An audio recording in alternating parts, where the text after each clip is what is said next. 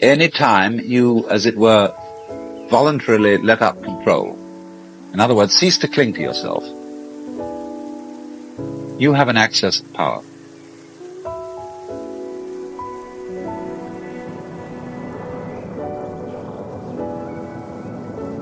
I don't know what I want. But when you don't know what you want, you've reached the state of desirelessness. When you really don't know.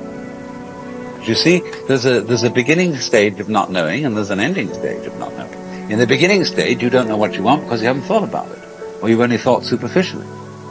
Then when somebody forces you to think about it and go through and say, yeah, I think I'd like this, I think I'd like that, I think I'd like the other, there's the middle stage. Then you get beyond that. Say, is that what I really want? In the end you say, no, I don't think that too. I might be satisfied with it for a while, and I wouldn't turn my nose up at it.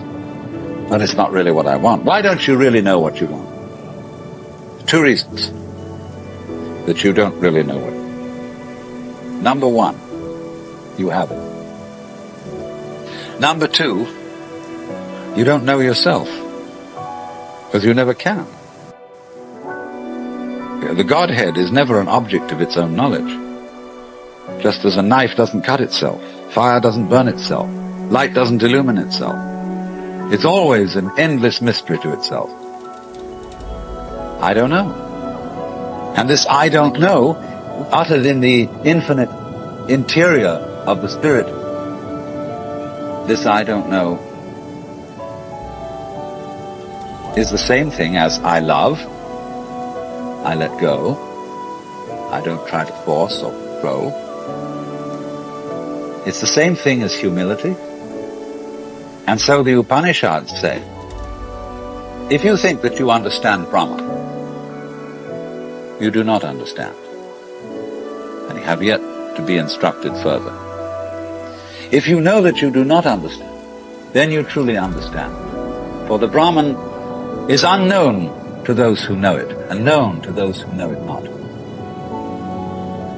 And the principle is that any time you, as it were, voluntarily let up control, in other words, cease to cling to yourself, you have an access of power. Because you're wasting energy all the time in self-defense, trying to manage things, trying to force things to conform to your will. The moment you stop doing that, that wasted energy is available. And therefore, you are, in that sense, having that energy available, you are one with the divine principle. You have the energy. When you're trying, however, to act as if you were God, that is to say, you don't trust anybody and you're the dictator and you have to keep everybody in line, you lose the divine energy. Because what you're doing is simply defending yourself. So then, the principle is, the more you give it away, the more it comes back. Now you say, I don't have the courage to give it away. I'm afraid. And you can only overcome that by realizing, you better give it away because there's no way of holding on to it. The meaning of the fact, you see, that everything is dissolving constantly, that we're all falling apart, we're all in a process of constant death, all falling apart, everything. That's the great assistance to you. That fact that everything is in decay is your helper. That is allowing you that you don't have to let go because there's nothing to hold on to. It's achieved for you, in other words, by the process of nature. So once you see that you just don't have a prayer, and it's all washed up, and that you will vanish and leave not a rack behind, and you really get with that, suddenly you find you have the power, this enormous access of energy. But it's not power that came to you because you grabbed it. It came in entirely the opposite way. And power that comes to you in that opposite way is power with which you can be trusted.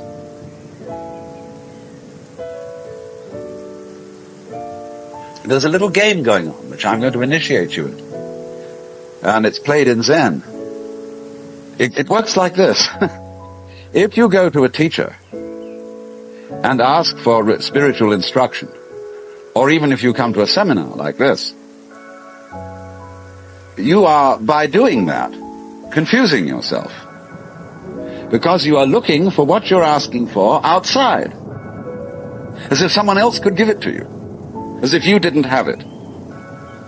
So, the teacher knows that as long as you do that, you haven't understood. But he doesn't just tell you to go away. Or we may sometimes just say, go away, I'm too busy. And in any case, I can't tell you anything. Well, people won't take that for an answer. They won't take no for an answer. And furthermore, if he just said go away, they would just find some other teacher who would exploit them and maybe keep them as followers for years and acquire a great deal of money by so doing. But what he does is another thing. He tries to give them the put down, as if to say, you have a great long distance to go yet. Your attainment is not at all perfect. And they're always talking about other sects and other schools and saying, well, they haven't really got the point, you see? So that you keep losing faith in yourself and feeling, my goodness, I haven't yet attained this thing.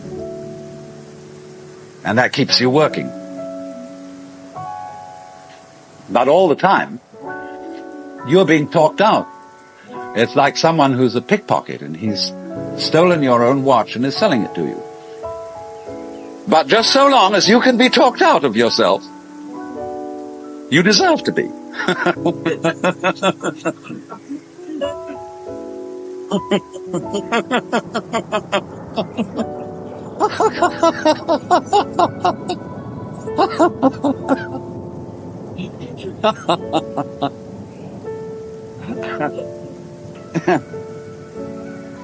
Now, you become very aware of this if you ever do momentarily slip into some sort of mystical experience. You become aware of this tremendous gamesmanship going on. And you see it as sort of continuous with all sorts of cosmic games that are going on, of creatures eating other creatures up, and the creatures that get eaten, of course, transform themselves into the creatures that eat them, and then in turn eat other creatures. And you see the whole hide-and-seek game going on, and then you realize very clearly that the state of development that you are in now is no better and no worse than anybody else's state. Because it's like space again. Which planet is in, or which star is in the best position? Well, it's all equal. They're all in the middle.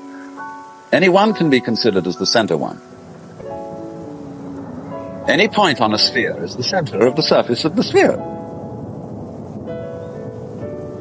So, in the same way, everybody, in all his behavior, whatever he's doing, whether we call him from a certain point of view sick, or whether we call him healthy, whether we call him good or bad, neurotic, normal, psychotic, sane, all the manifestations are just like the leaves on the trees. And in each being in a unique way is, as Christians would say, manifesting the will of God. So, there really, from that point of view, there is nothing to do to attain Buddhahood. Nothing at all. But you see, that's very difficult to understand, because a lot of people, when they hear that there's nothing to do, try to do nothing. And you can't. Because you are karma, and karma means action. You can't do nothing. But the thing you're looking for, or think you're looking for, is what you're doing. Is what's called you. Only, of course, as we all know, we got ourselves into the idea that oneself is so difficult to see. Because it's like, as I've often said, trying to bite your own teeth or look into your own eyes, and you can't find it. It's always behind. It's like your head is, from the optical point of view, a blank space. Neither light nor dark. It's right in the middle of everything.